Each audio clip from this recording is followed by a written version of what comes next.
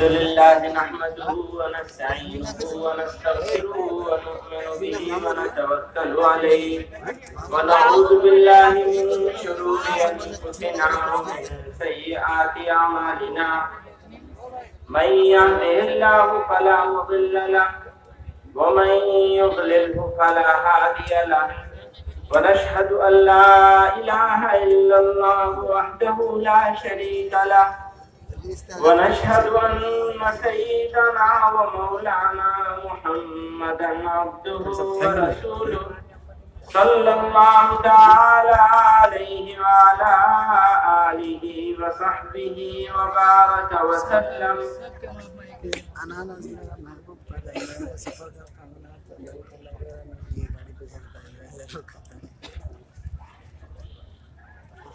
इम्तिहाने शौक में साबित कदम होता नहीं, इश्क जब तक वाक़िफ़े आदाब गम होता नहीं। उनकी खातिर से कभी हम मुस्कुरा उठे तो क्या, मुस्कुरा लेने से दिल का दर्द कम होता नहीं। जो सितम हम पर है उसकी नौइयत कुछ और है, जो सितम हम पर है उसकी नौइयत कुछ और है, वरना किस पर आज दुनिया में सितम होता नहीं। तुम जहां हो बज़्म भी है, शम्म भी, परवाना भी, हम जहां होते हैं ये सामा बहम होता नहीं। रात भर होती हैं क्या क्या अंजुमन आराइयां, शम्म का कोई शरीके सुबह गम होता नहीं। मांगता है हमसे साथी कतरे कतरे का हिसाब, गैर से कोई हिसाबे बेशुकम होता नहीं।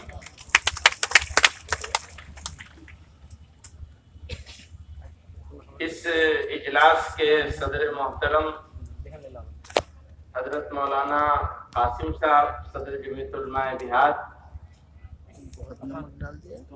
इस इजलास के मेहमान खुसूसी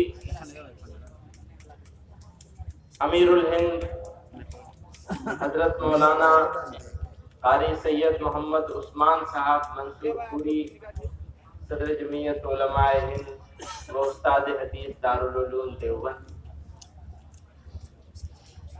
आज के इस इजलास के खास मेहमान जो ऋषिकेश के सबसे बड़े मरकज परमार्थ निकेतन के जिम्मेदार हैं। परमार्थ का मतलब होता है सबका, स्वार्थ का मतलब होता है अपने लिए, और परमार्थ होता है सबके लिए। तो उस निकेतन के ये जिम्मेदार हैं स्वामी चिदानंद सरस्वती जी महाराज। इसी तरह से हजरत मौलाना असरारुल हक कासमी साहब दामत बरकातुहुम, वो हैं तो आपके एमपी, लेकिन उससे ज्यादा वो जमियती हैं, पुराने जमियती। यहाँ कुछ लोग ऐसे हैं जिनका नाम लेना, बहुत सारे लोग ऐसे हैं जिनका नाम लेना चाहिए, मुझे नहीं ले पा रहा, लेकिन कुछ ऐसे हैं जिनका नाम लेना जरूरी है। जनाब मुजाहिद आलम साहब हैं, वो एमएलए हैं किशनगंज के। जनाब नौशाद आलम साहब हैं, ठाकुरगंज के एमएलए हैं। इसी तरह जदयू के लीडर हैं जनाब महमूद अशरफ साहब। जनाब जावेद अख्तर साहब हैं, मगरिबी बंगाल के जिला परिषद उत्तर दिनाजपुर के। इसी तरह फैयाज आलम साहब हैं, किशनगंज के चेयरमैन। ये हजरात को बोलना था, लेकिन इनकी बात नहीं हो पाई वक्त की तंगी की वजह से। मैं इनका इस्तकबाल करता हूँ, इनके ताउन का। मुखिया जी कह रहे थे कि अदाकारों का शुक्रिया अदा कर देना, तो शुक्रिया अदा करना तो एक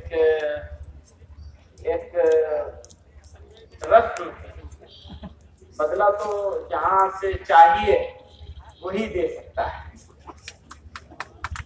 और हम सब लोगों को उसी से बदले की उम्मीद रखनी चाहिए। काम करने वालों के लिए बड़े नुक्ते की बात है ये कि अगर हम बदले की उम्मीद किसी और से रखेंगे तो बदला नहीं मिलेगा, और जिसके लिए काम करते हैं उससे बदले की उम्मीद रखेंगे तो काम हो जाए या ना हो, बदला हर हाल में मिलेगा। काम कामयाब हो जाए या काम फेल हो जाए, काम पूरा हो जाए या काम अधूरा रह जाए, उसके हाथ से तो बदला जरूर मिलेगा अगर उसके लिए करते हैं। आज हम यहाँ जमा है, बात है एकता, कौमी यकजहती। जब हम एकता की बात करते हैं तो सांप्रदायिकता जरूर आती है बीच में, फिरकापरस्ती जरूर आती है, क्योंकि एकता को जो थ्रेट है, एकता के लिए जो रुकावट है, जो बुराई है, वो सांप्रदायिकता है। और ये सब जगह मौजूद है, इधर भी है उधर भी है। ये जमीयत उलमा की स्पेशलिटी है कि उसने उस गर्म माहौल में,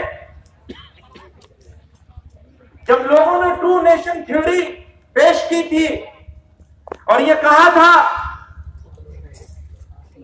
कि मुसलमान और अदर्स एक साथ एक देश में एक जगह पे नहीं रहे,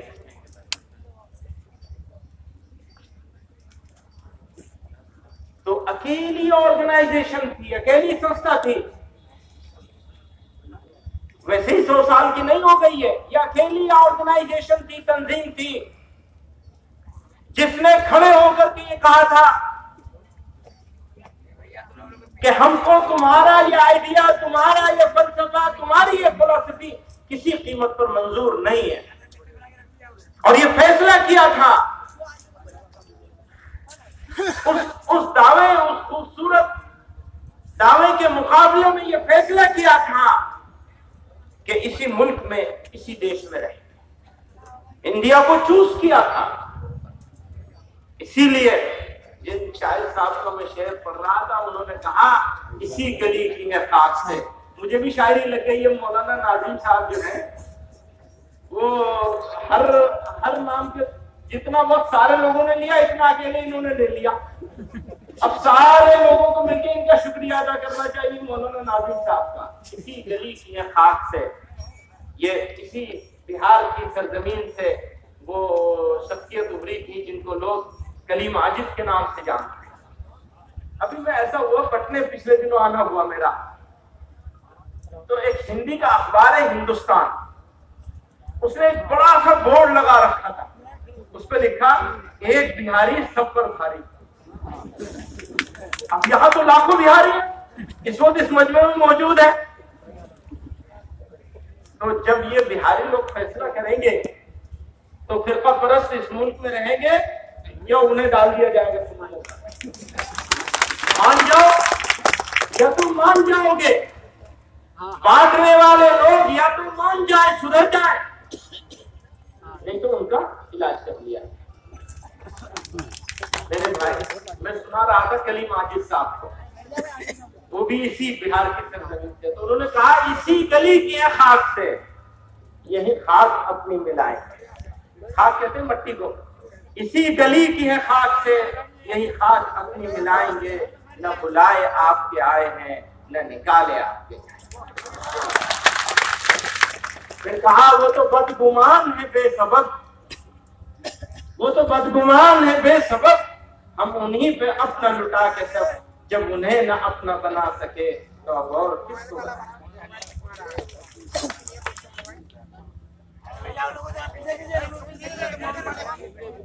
मेरे भाइयों, बहुत वक्त हो गया है और अभी स्वामी चिदानंद जी को भी आपको सुनना है और हजरत सदर मोहतरम दामद बरकातुहुम हजरत मौलाना हाजी सैयद मोहम्मद उस्मान का बयान होगा, दुआ होगी, सलामती की दुआ होगी, दिलों को जोड़ने की दुआ होगी, अमन की दुआ होगी। ये एरिया जहां हम बैठे हैं ये तो मुस्लिम डोमिनेटेड एरिया है, मुस्लिम मेजोरिटी एरिया है। फिर यहां के लोग एकता के नाम पर इकट्ठे हुए हैं, दूर दराज से चल के आए हैं और गर्मी में इस तरह बैठे हुए हैं सुकून के साथ। मैं सीमांचल के मुसलमानों को सलाम करता हूं, उन नौजवानों को भी जिन्होंने दिन रात एक करके इस पैगाम को देने के लिए, इस मैसेज को देने के लिए काम किया। ये एक सोच है, ये एक फिक्र है। और याद रखिए, ये सोच तब तक ही जिंदा रहेगी जब तक हमारी शरीयत बाकी रहे। ये दोनों एक दूसरे के साथ इंटरकनेक्टेड है, मिले हुए हैं। अगर मुसलमान सच्चा मुसलमान नहीं रहेगा, अगर मुसलमान इस्लाम का वफादार नहीं रहेगा, तो वो किसी का वफादार नहीं रहेगा। और अगर मुसलमान इस्लाम का वफादार होगा, तो वो कभी किसी छोटी से छोटी चीज के साथ भी बेवफाई नहीं कर सकता। ये हमारी खुसूसियत है इस्लाम। इस्लाम ने तो हमें जानवरों के साथ, पड़ोसियों के साथ, मैं नीचे से शुरू कर रहा हूं, जानवरों के साथ, पड़ोसियों के साथ, मोहल्ले वालों के साथ, रिश्तेदारों के साथ, अपने वालिदैन के साथ, अपने बच्चों के साथ, सबके साथ एक खास मामला करने का हुक्म दिया। अभी मौलाना कह रहे हैं कि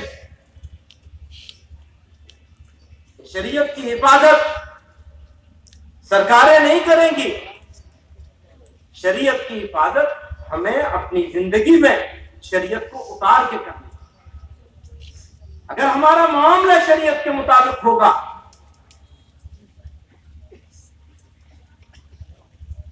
अगर हमारा लेन देन शरीयत के मुताबिक होगा, अगर हमारी तकरीबात, शादी ब्याह शरीयत के मुताबिक होंगी। देखो, वो जाहिल को देखो, गुस्से में आता है और एक साथ 3 तलाक दे देता है। तलाक देना ही नापसंदीदा है, तलाक देने की इजाजत है, लेकिन बिल्कुल सख्त नापसंद है। और फिर जो काम एक से चल सकता है, उसके लिए 3 दिन इस्तेमाल किए जाए और कोई बोलने वाला नहीं है। ऐसे लोगों का बाइकआउट करना होगा और नौजवानों को शादी से पहले बताना होगा कि तुम्हारे लिए इसकी इजाजत नहीं है। मेरे भाइयों को जरूरत है बदलाव की। मैं हमेशा ये बात कहा करता हूं, सरकारों के बदलने से हालात नहीं बदलेंगे। याद रखिए, सरकारों के बदलने से हालात नहीं बदलेंगे, अपने आमाल और किरदार के बदलने से हालात बदलेंगे। हम बदल जाएं, जमाना बदल जाएगा। लोग ये समझते हैं कि यहां 800 साल 700 साल मुसलमानों ने हुकूमत की। माफ करिएगा, कड़वी बात है। अब से 1300-1400 साल पहले मुसलमान 2 रास्ते से माना जाता है आए, इस्लाम यहां आया। एक रास्ता है केरला का, वहां 1300-1400 साल पहले मुसलमान ट्रेडर्स, बिजनेस करने वाले लोग आए थे। वो यहां इक़्तिदार कायम करने नहीं आए थे, वो ट्रेड करने के लिए आए थे यहां। और उस रास्ते से जब भी आया, जो आया, ट्रेडर आया यहां। आप जरा देखिए, लोगों ने उनका कैरेक्टर देखा, उनका किरदार देखा और कहा ये ऐसे लोग हैं तो हम इनसे रिश्ता कायम करेंगे। ऐसा रिश्ता हुआ कि बढ़ते बढ़ते बढ़ते बढ़ते खुद वहां का राजा इस्लाम में दाखिल हुआ और भारत की पहली मस्जिद अब से 1350 साल पहले उसने अपने इंतजाम से बनवाई। उसके ये लोग तो बहुत बाद में आए। और ये याद रखिए, किसी बादशाह से हमारा कोई लेना देना नहीं है। हमारे पास अगर ईमान आया है, ईमान का नूर आया है, तो उन औलिया अल्लाह के हाथों से आया, जो जमीन पे बैठते थे, फटे कपड़े पहनते थे, सूखी रोटी खाते थे। शहाबुद्दीन गौरी की दिल्ली में नहीं, शहाबुद्दीन गौरी की दिल्ली में नहीं, पृथ्वीराज के अजमेर में उस ख्वाजा गरीब नवाज ने लाखों लोगों तक रोशनी और नूर पहुंचाया। हम उनकी औलाद, हमारे आइडियल वो हो सकते हैं। हमारा आइडियल कोई बादशाह हो, कोई राजा नहीं हो सकता। राजा वो होता है जो दिलों पर हुकूमत करता है, वो दिलों के हुक्मरान। इसीलिए लोग उनको सुल्तान और हिंद के नाम से जानते हैं। हमारा कनेक्शन है तो उनके साथ है, उन सूफिया किराम के साथ है, ख्वाजा निजामुद्दीन औलिया के साथ है, हजरत अलाउद्दीन साबिर कलियरी रहमतुल्लाह अलैह के साथ है, हजरत मुजद्दिद अल-फसानी के साथ। मेरे भाइयों बुजुर्गों, हमें एक्शन की जरूरत है, हमें एक्शन की जरूरत है, अमल की जरूरत है। लेकिन कौम रिएक्शन में चली गई, रद्द अमल में चली गई।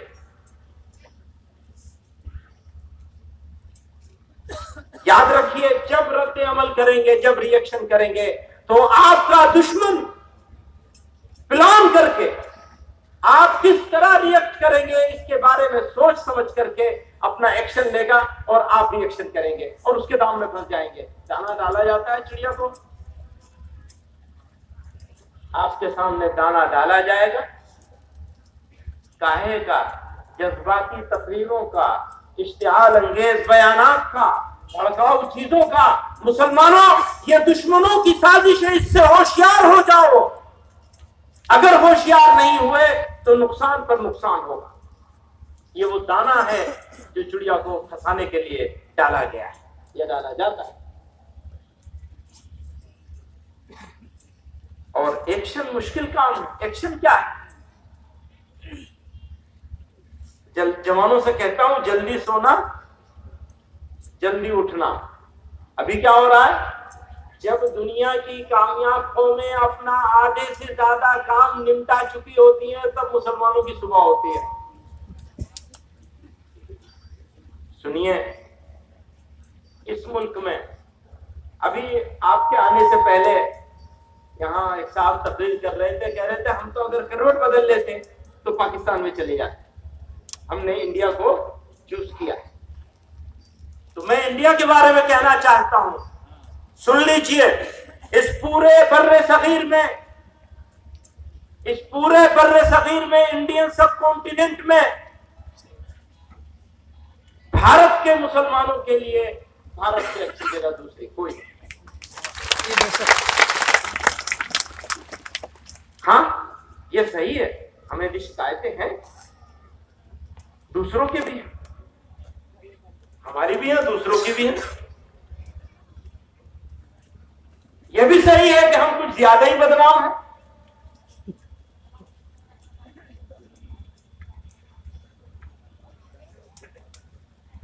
यह सही है,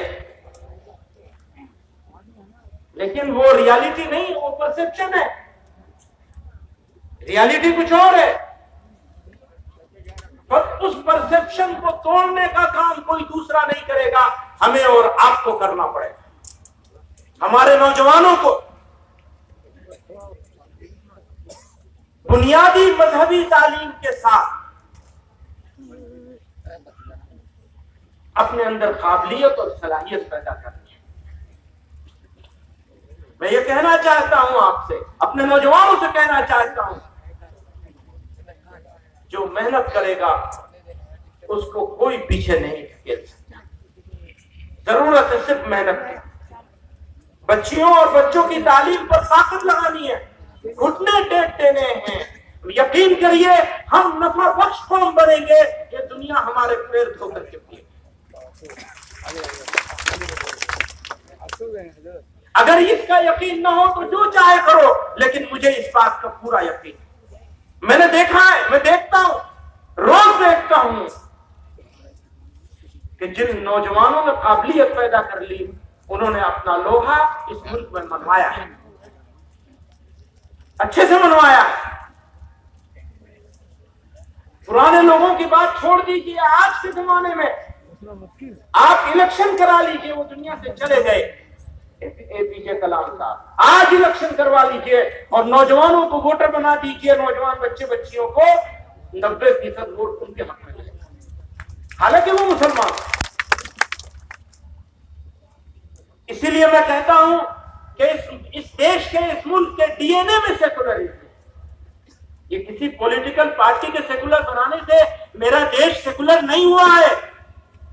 ये देश सेकुलर हुआ है इस वजह से कि यहाँ के बसने वाले लोग बाय नेचर सेकुलर,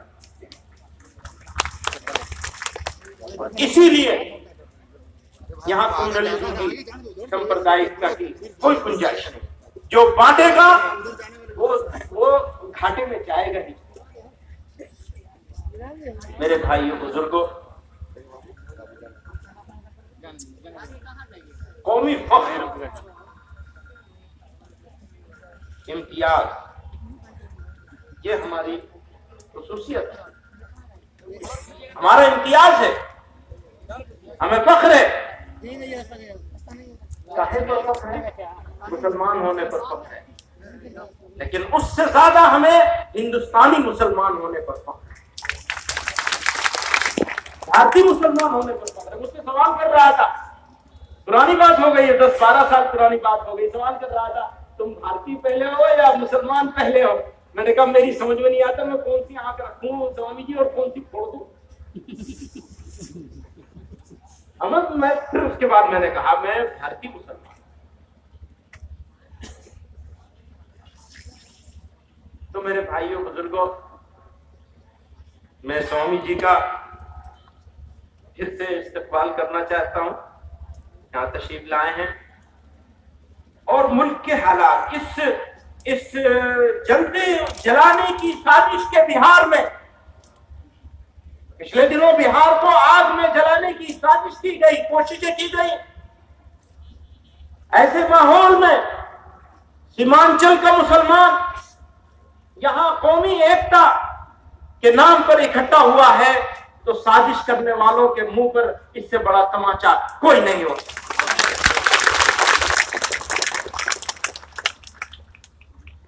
और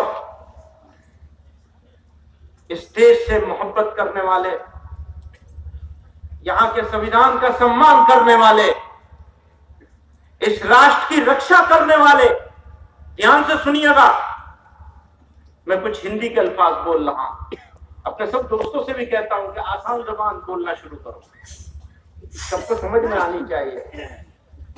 जो बात समझ में ना आए, हमारे हजरत रहमतुल्लाह अलैह फरमाते थे तो कातुर अवतार हो रहा है, क्या समझ में आएगा किसी के। हाँ, सादी जबान होनी चाहिए तकरीर करने वालों की। हमने अभी हैदराबाद में भी फैसला किया है कि मुसलमान जो जिस इलाके के हैं उस इलाके की जबानों में उलमा बयान करना शुरू करें। आंध्रा में है, तेलंगाना में है तो तेलुगु में बात होगी, कर्नाटका में है तो कन्नड़ में बात होगी, तमिलनाडु में है तो तमिल में बात होगी, और यहाँ है तो भोजपुरी में बात होगी। अब जबाने यार मन तुर्की नमी दानम। अब मैं तो नहीं, अगर भोजपुरी बोल सकता होता तो मैं जरूर बोलता। सुरजापुरी है, यहाँ तो सुरजापुरी है और आगे की चीज है। अभी मैं कहां से बोलूंगा? मौलाना असरार साहब को बोलना चाहिए था, उन्होंने बोला नहीं, अब मैं क्या करूं उसका।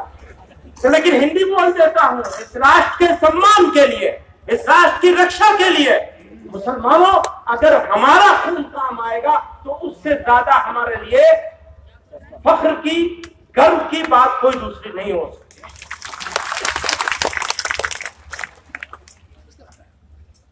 उसी के लिए तो पेशावर के किस्सा खानी बाजार से लेकर मिदनापुर तक कोई जर्रा ऐसा नहीं है जो हमारे लहू से रंगीन न हुआ। आज हम छोड़ देंगे? कभी नहीं छोड़ेंगे। और दुश्मनों को मालूम हो जाना चाहिए कि हमारी सरहदों की तरफ भी अगर कोई देखेगा, बाहर का दुश्मन और अंदर का दुश्मन, दोनों को हम सबक सिखाना अच्छे से जानते। हमारी तो तारीख है, ये हमारी तारीख है, हमारा इतिहास गवाह है इस बात का कि हम हर चीज पर समझौता कर सकते हैं, ईमान पर कोई समझौता नहीं। मेरे भाइयों बुजुर्गों, लहू देंगे तो लेंगे, भूल गया मैं शेर शायरी का आदमी नहीं, ये मौली साहब ने इस चक्कर में बता दिया। हाँ, लहू देंगे तो लेंगे प्यार, मोती हम नहीं लेंगे। हमें फूलों के बदले फूल तो शबनम नहीं लेंगे, हमें फूलों के बदले फूल तो शबनम नहीं लेंगे। लहू देंगे तो लेंगे प्यार, मोती हम नहीं लेंगे। वाह।